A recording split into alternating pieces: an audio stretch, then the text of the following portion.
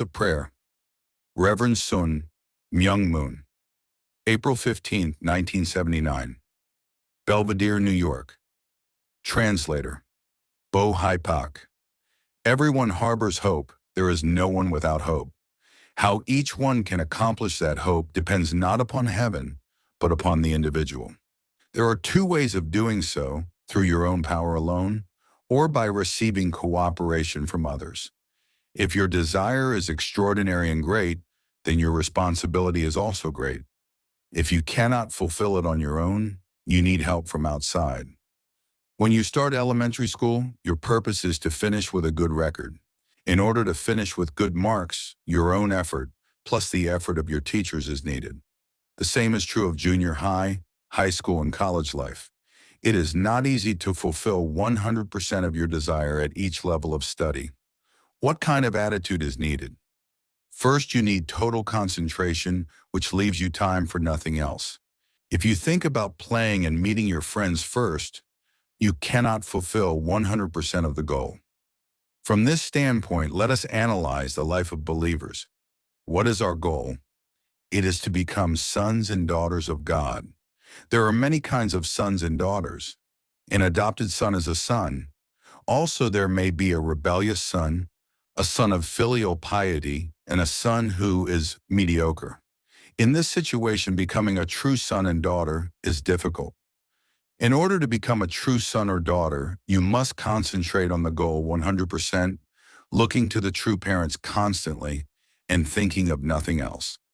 Just becoming good sons and daughters to your natural parents is not easy, but how much more difficult it is to become absolute sons and daughters of God. When you call upon God, your Father, He does not answer right away. Even though you call upon God, if in your innermost heart you are not sure whether He even exists, then God would not answer. What is the fall of man? It is nothing more than departure or separation from God. Man has been separated to the degree that he has nothing to do with God. We are going back to restore that original union. We can use an analogy from our world. Perhaps because of an unfortunate incident, a child is separated from his parents at a very early age. After he is grown, he may have occasion to meet his parents, but they will be total strangers to him. He will not know who they are. This young man must have some assurance that this man is his father, and at the same time, there must be some witnesses to testify to the fact. Even if he knows they are his parents, there is still some conflict and feeling of estrangement between the two parties. In order to become a true child to your parents, you must inherit their desires. Between the two, there should be only one desire. Their road in life should be your life, and your desire should be theirs. Parents give their heart and soul to the children, and the children must do likewise. When you are in one union, even though there are two separate parties, there is still only one goal and one desire and purpose. Then the fulfillment of each becomes the joy of the other. Fulfilling a task becomes the common joy of father and son. When you continue that way of life for 1 year, 10 years, a whole lifetime, there is total unity between parents and children. Today our task is to discover the true desire of God, because as believers our goal is to be sons and daughters of God. What we eat and drink and where we live are not part of God's central concerns. These are things everyone does. In the Bible, Jesus said not to worry about where to dwell and what to eat, that this is what non-believers worry about. You must seek God and His righteousness first. What is His kingdom and what is that righteousness? For us as Unification Church members, that kingdom and righteousness is the fulfillment of the kingdom of heaven here on earth. When Jesus spoke of God's kingdom, He wasn't referring to just one nation. God's righteousness isn't limited to one nation's righteousness, but includes the whole kingdom that God designed. For instance, the American people's righteousness is secondary to that of the kingdom, not primary. If the righteousness of a whole nation is secondary, then clearly your own personal desires are much further down the line. God's kingdom should engulf the nation, and the family and individuals should come within the scope of that nation. Imagine that this large circle is America. Within it are circles for the society, tribe, and family. The shapes are the same and they differ only in size so they can all be contained within the large circle. The crossing point of the axis is the center of each of the circles. There may be a big nation and small nation, but the same vertical line cuts through them both.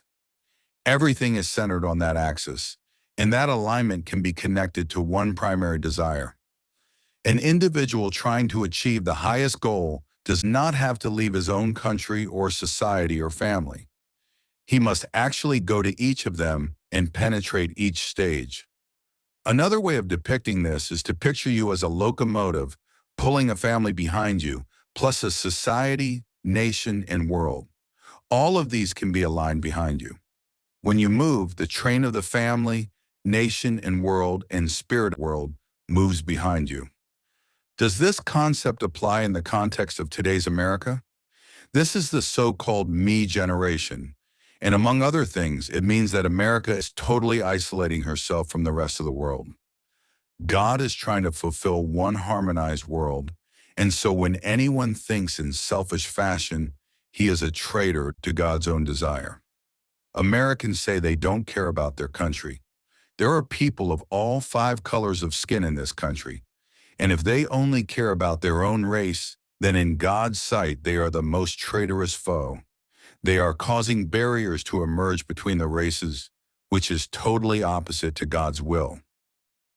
I want you to understand that God's will always centers on one focal point for everyone, for the family, nation, world, and cosmos.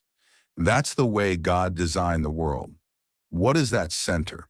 That central principle or axis of the universe is the father-son relationship. In any family, there is a father-son axis, and everything else surrounds that. When one family assumes the father position, other families assume the son's position. Any corporation operates the same way. The president is in the father's position, and the employees are in the children's position.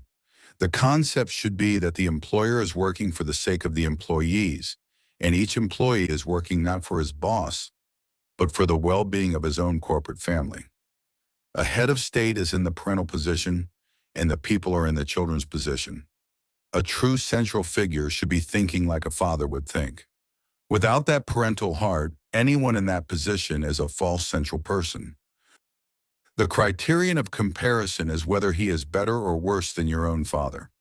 The people should love the central figure of their nation like their own father, because after all, their own natural fathers are also in the position of children to that son. Those fathers would expect their children to love the head of state and the nation more than their own fathers. With this viewpoint, the children can participate in patriotic action even to the extent of giving up their own lives and sacrificing their own families. Above the president of the nation should be someone in the position of president of the entire world. The head of state should be loyal to the president of the world to the same degree.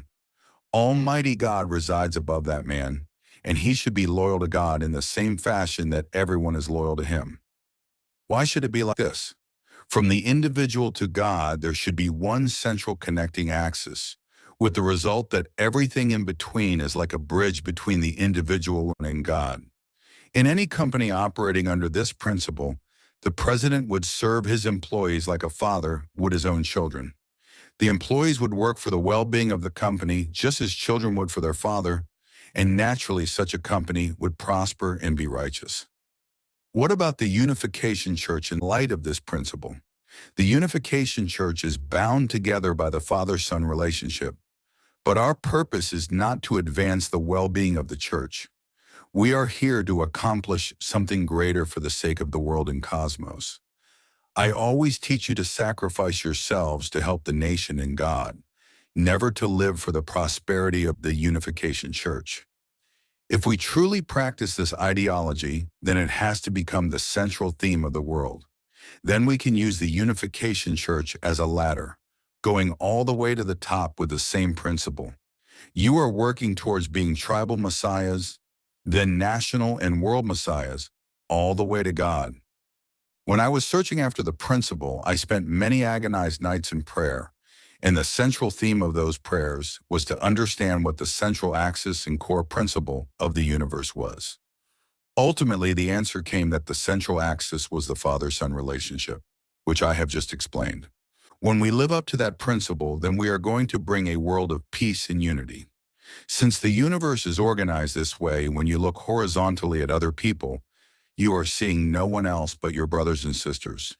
You are linked together because you have common parents. If the younger children serve and love their elder brother more than their parents, would the parents be jealous?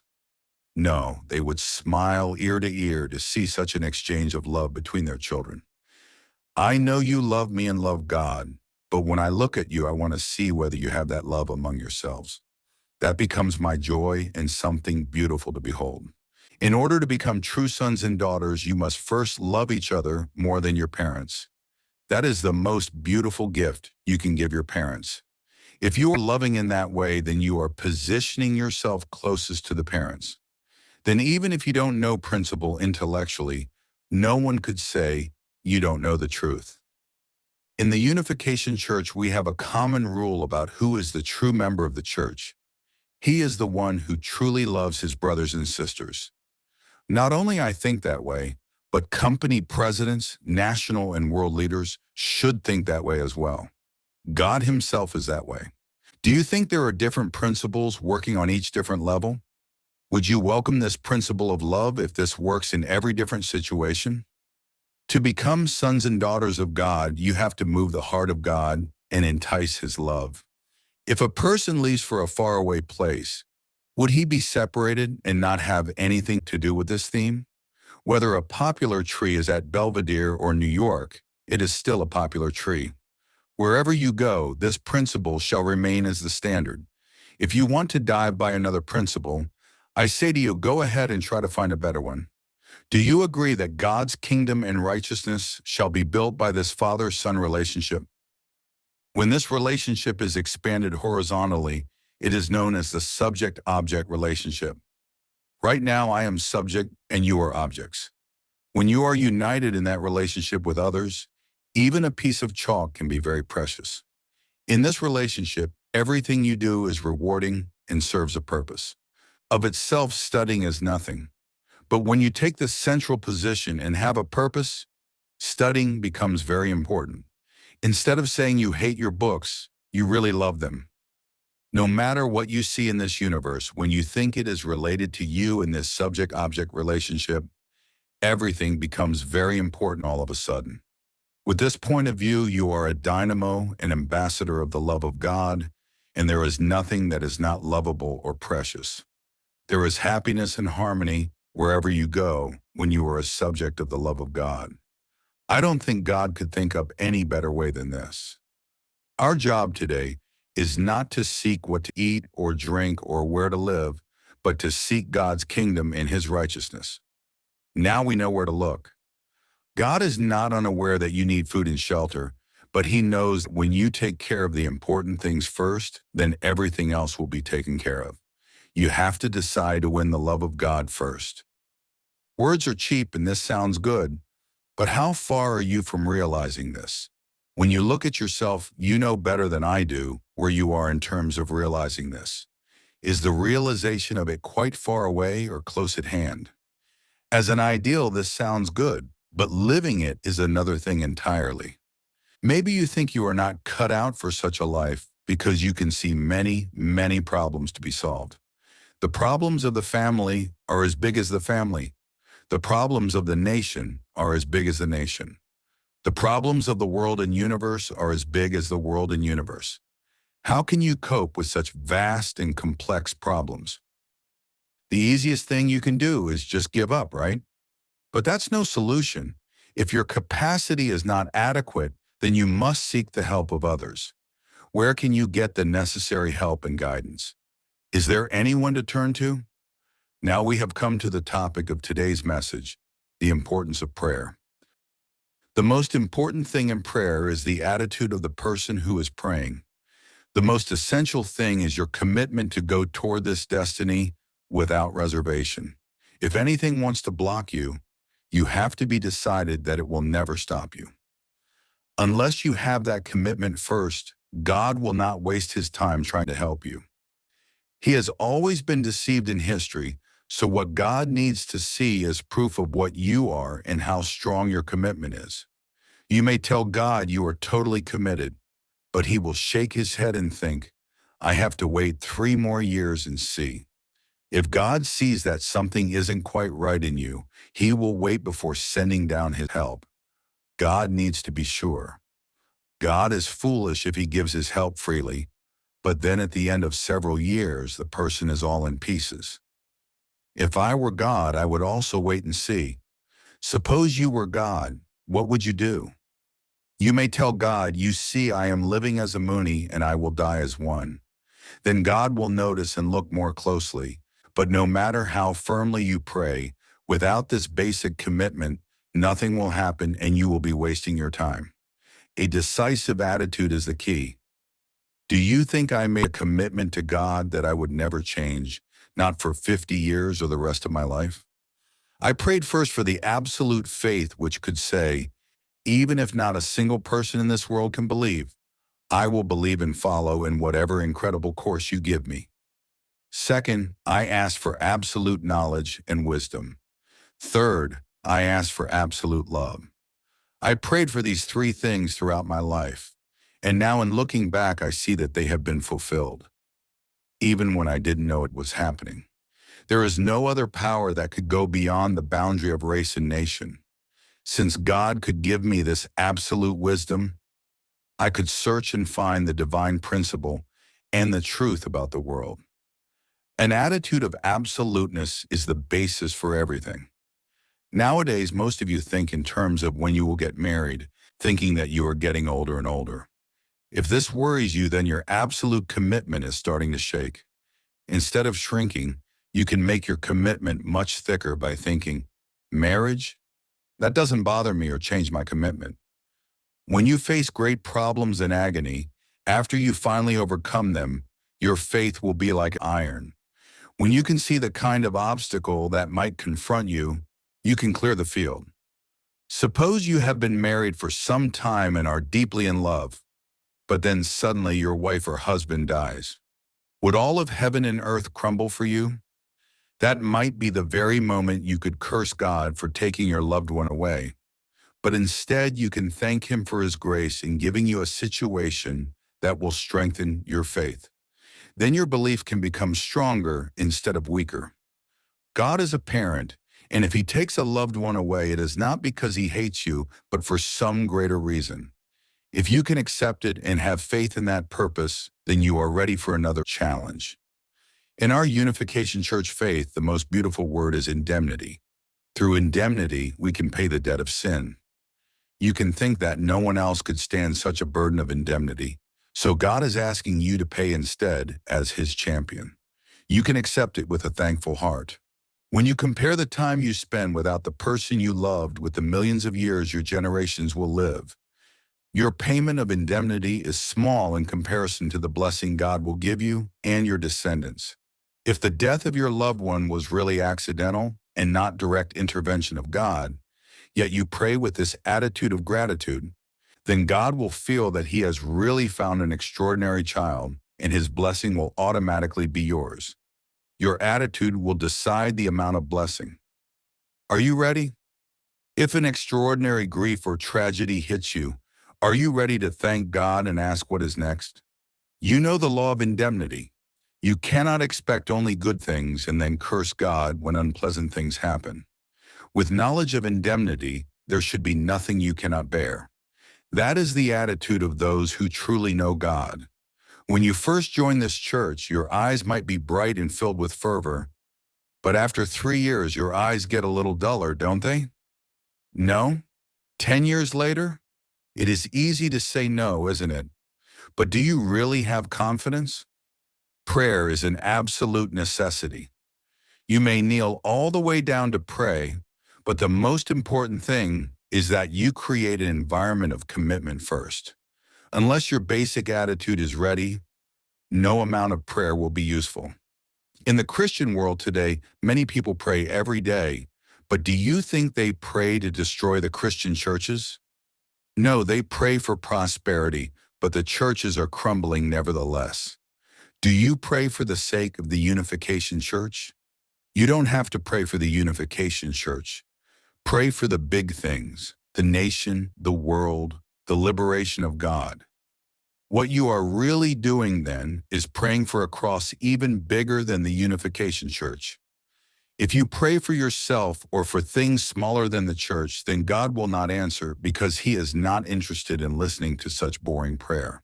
When you talk about the nation and world, he gets excited and starts looking for ways to help.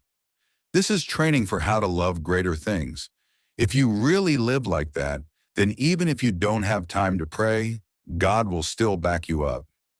In churches today, people pray for their denominations, their social security check, or their family problems and their pet. God's ears hurt when he hears those prayers, and he will plug his ears. If those people prayed for God to use their church to help save the world and liberate God, he would perk up and be amazed because God is a person just like you. When you only talk about yourself in your prayer, God is thoroughly bored and nothing will happen. But if you pray for his righteousness and his kingdom, he will be caught up in your passion.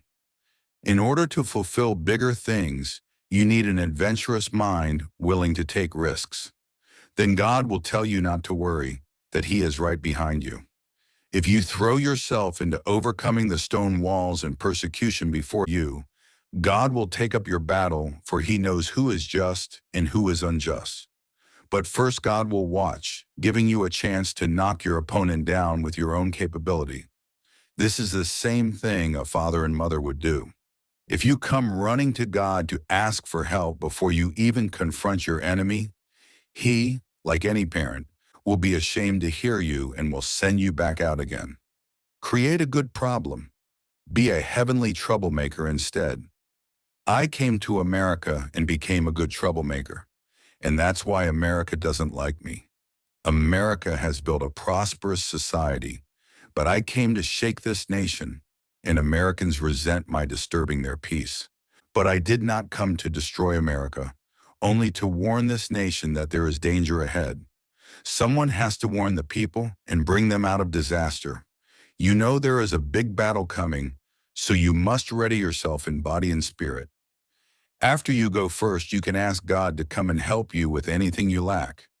Then God will say, "Go ahead, I am right behind you." If you seriously sit down and pray in those circumstances, God will encourage you. As soon as proof of your commitment comes to God, an avalanche of help will come to you. I have had the experience of thinking about some problem and not even praying about it, but already God knew my thoughts and went one step ahead of me. When I discovered that my thinking had been fulfilled, he smiled and said, "See what I did?" You need a basic attitude of sincerity as a foundation of prayer. Otherwise, no prayer will work. More important for creating that atmosphere is to go out and serve one more person, knock on one more door, receive more persecution.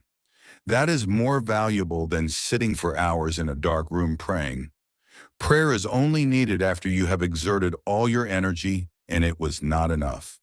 Then you can ask God to come help. When you can do it, then you don't have to ask God, but can tell him to relax. The prayer for all seasons is the prayer for God's kingdom and his righteousness. Do you think God prays sometimes? Sometimes without thinking, a parent murmurs to himself or herself, "Oh, I wish my son would do this or be that way." That is God's prayer also. God is murmuring about you, about me, and about the unification church because this is an emergency and he is engrossed in his concern. That is God's prayer. You don't even have to sit down to pray.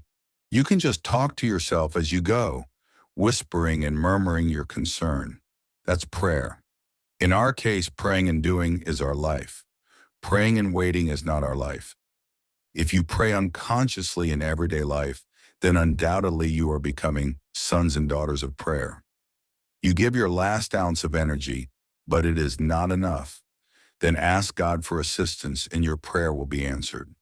If that were not the case, how could we ever subjugate Satan?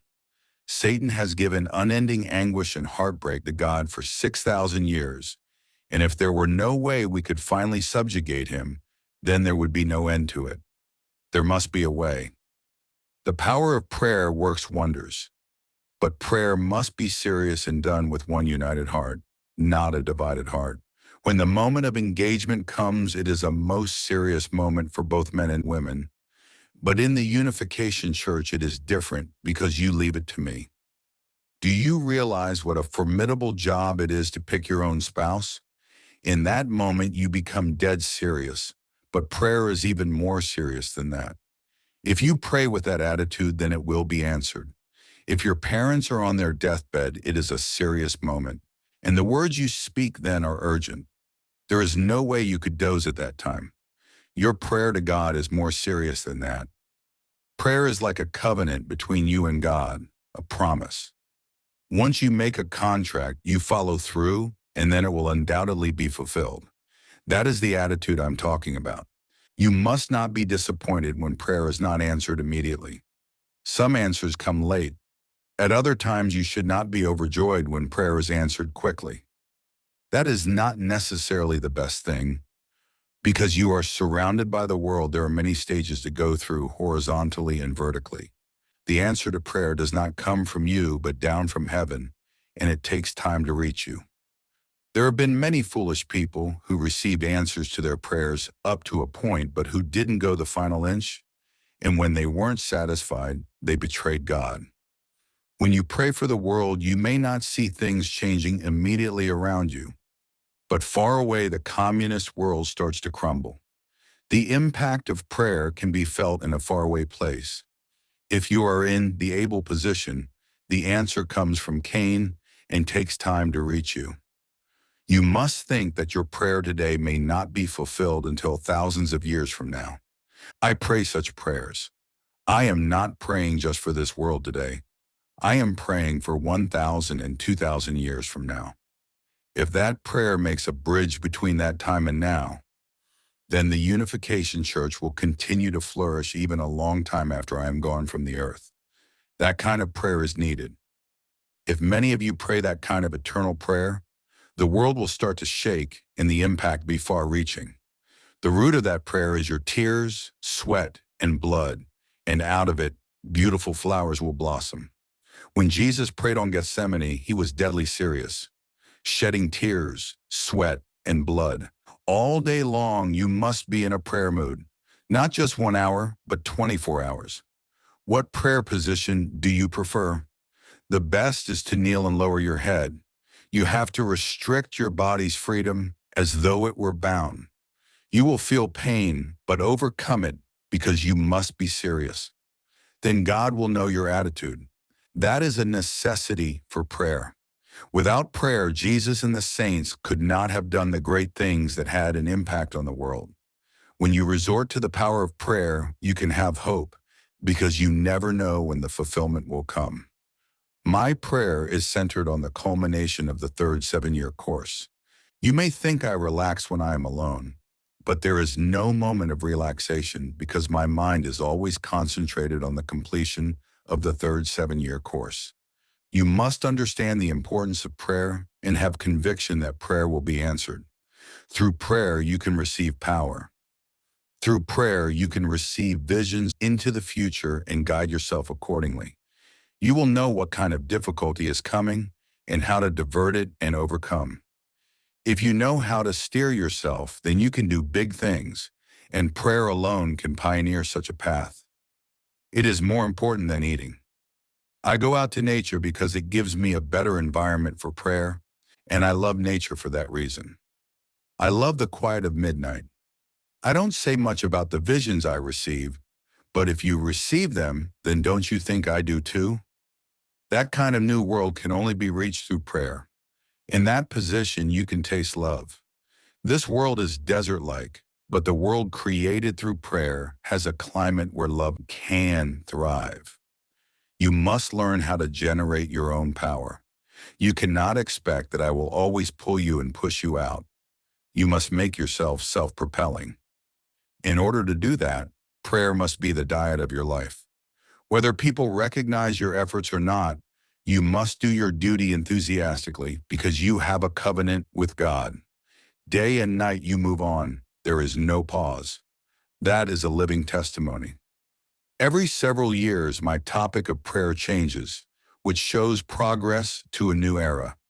In a prayerful mind, I know precisely what time it is in God's timetable. That kind of preparation is necessary for self-perfection, and you must learn it through the power of prayer. Do you pray in the way I taught you today, for His kingdom and righteousness? Pray that this country can become a center of God's righteousness. Your country has seen many fervent patriots, but you must pray with more fervor than any of them. If your concern for this country is greater than God's, then this country will survive, but otherwise it will crumble. What is our goal and destination in the Unification Church? I am leading you where God desires for you to be. It doesn't make any difference whether it is difficult or easy, because whether there are many obstacles in front of us is irrelevant. The important thing is not just getting there, but getting there in the shortest possible time. If we go quickly, then there is less danger. But when the process is stretched out, there are many opportunities for disaster, and we must not allow that. This is a transitional period. We are entering into a new era, a new plateau in history of faith. Therefore, this is a critical moment for you and God. Last night, I spoke to the department heads about the true meaning of home church. Home church is the greatest gift God and true parents can give mankind. It has never existed before and will not again in the future. When you make this gift yours by fulfilling it, you will definitely become a son and daughter of God. I have prepared this precious gift for you for my entire life of 60 years, and now I freely give it to you. You can make it yours in 6 months. This is an incredible opportunity. Home church should be the subject of your prayer. Pray with a parental heart for your home church people as your children who are struggling in hell. Your heart as a parent must be grieved in desiring to save them. If you don't have that feeling, then you are in a dire emergency. You must open your heart to parental feeling of love toward your people. If you don't have real love for them, then push yourself until you do. No one has to teach a parent to love his children. If you feel like a parent to your home church, then your love will be the same, and no one will have to teach you. Just finishing elementary school takes 6 years of daily attendance. Do you think home church is comparable even to elementary school? It is the school for becoming a Messiah. Think of how important it is. Even though you might attend it your entire life, you must give your heart and soul because you could not have any better school. Even though you have only 360 homes, God will treat your efforts there as though you had given them for the entire universe. In America, there are about 70 million homes. And if each person had 360 homes, we would need 200,000 members to cover all America. If the entire Christian population accepted divine principle and wanted to do home church, what would happen? There would be no room for you. There is nothing more important for you than this. Test your own power of prayer. Take one person and pray for him fervently, constantly, without telling him. Pray tearfully for his well-being, and then that person will feel a magnetic attraction to you. He won't know why he feels drawn to you. If you receive in your prayer that you will meet a person at such and such a time, when you go there, then that person will come. If you are dead serious, then these things will happen. Hypnosis can transfer a person into another state of consciousness, but how much more can prayer change lives? There is no distance or limit to its influence because the power of thought travels everywhere. You can mobilize the entire spirit world by the power of prayer. You have experienced that I will work through your prayers and tell you certain things. There is no limit to the power of prayer. When you have the right attitude in prayer, then miracle after miracle will happen. The most important part of a launching pad is the foundation. At takeoff, it must not break under the heat and pressure. Your prayer is like a missile firing, and you need a solid foundation. You must not pray from greed for yourself. That prayer would be harmful to you. Public prayer as a public person will cleanse you and elevate you higher and higher. If you live with this high sensitivity to spirit world, you will sense what is forthcoming. Your perception will be keen and you can prepare for the future. You should know that you are like two people in one. Your inner man is like a mirror, clean and bright. When the inner and external men are not synchronized, you feel anguish. But when they are perfectly aligned, you feel joy and power. This is happening every day within you. When you see a person, your inner man can tell you what kind of person he is. And if you hear a person's report, a sixth sense tell you how truthful it is. When someone walks into a room, I can see whether he is bringing good news or bad. Don't neglect this inner man, but consult him all the time. When you are higher spiritually, you are always there, always speaking with this inner man. You have a spirit man, and he wants to talk to your physical man. You may not have any intention of saying anything, yet suddenly you find your mouth moving. That is not you, but your inner partner speaking. Even the rats of a ship can sense when a ship is in trouble and run away. But how much more should man, the supreme creation of God, know when life or death is coming? Shouldn't you be alerted when a certain destiny is forthcoming? For your inner and outer man to become one, you need the power of prayer. I have a family, but I seldom pray for them. My prayer is anguish for the nation and world and cosmos. God will concern himself with my well-being because I am concerned with God's. If I only paid attention to my family instead of to the world and God, my family would get sick. I don't concern myself with my family's well-being. I concern myself with the church and God's work, and I know God will take care of them in the meantime. This is the principle of give and take. Those who want to do more for others will receive more. Those who want to go down will be lifted up. Don't pray empty prayers. Now you know the power of prayer. Everyone needs to experience these things spiritually. You must know whether the things you do will succeed or fail. You know that certain things will succeed because you feel pulled in that direction and are eager to go ahead. Your body is like the receiver of a radio. Free yourself from self-centered thinking, and then mighty things will happen to you. You must open that valve. You are entitled to ask for God's power, but only for the sake of his righteousness and kingdom. Then he will come down. Pray and act. You will feel different from yesterday, and you will know the power of prayer is in action. Today is just the beginning. Pray to tell God that you are just beginning and need his help. Make a showdown with God every day. It shall become second nature, and without being conscious of it, you can live that life all the time. Let's do it then. Let us pray.